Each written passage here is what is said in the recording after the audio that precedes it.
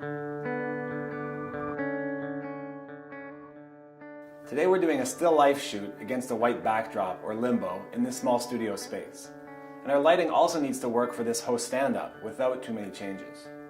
Here's what it'll end up looking like if we're really good. We're in a small studio space today, about 15 feet by 10 feet, and the ceilings are 9 feet high. It gives us a few challenges to work past, but it's just big enough to do what we need to do. We've already cleared the room of furniture and blacked out the walls just to simplify the situation. Backdrops come in all shapes and sizes. This one's a 9-foot wide paper roll with a cardboard center, and we purchased it from a photography store.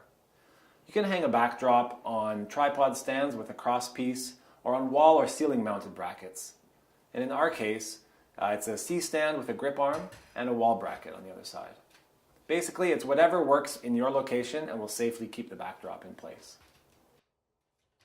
The key is to evenly light the backdrop, especially the area directly behind your subject. Now, it's worth the time to get it right now during the setup phase, rather than in the middle of your shoot when you want a wider shot and then realize it's not ready. Another essential point to ponder is the color temperature of your lights. They all have to match. Now, in this case today, we're using tungsten balanced lights.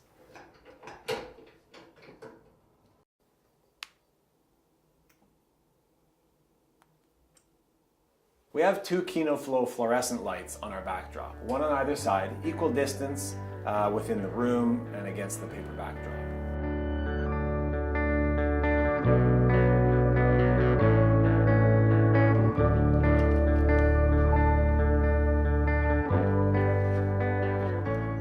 Now, after getting them generally into position, take a look on camera using a zebra stripes function or a waveform monitor.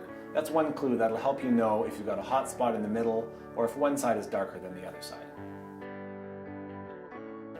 As you decide where to place your subject, in this case a bowl of fruit, remember that it's all relative.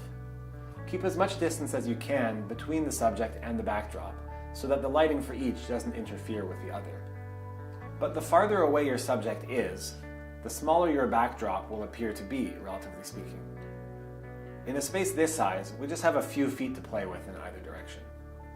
And it's a similar process when you're deciding where to place the camera. Set it up, take a look, and experiment moving it back and forth to find the right place.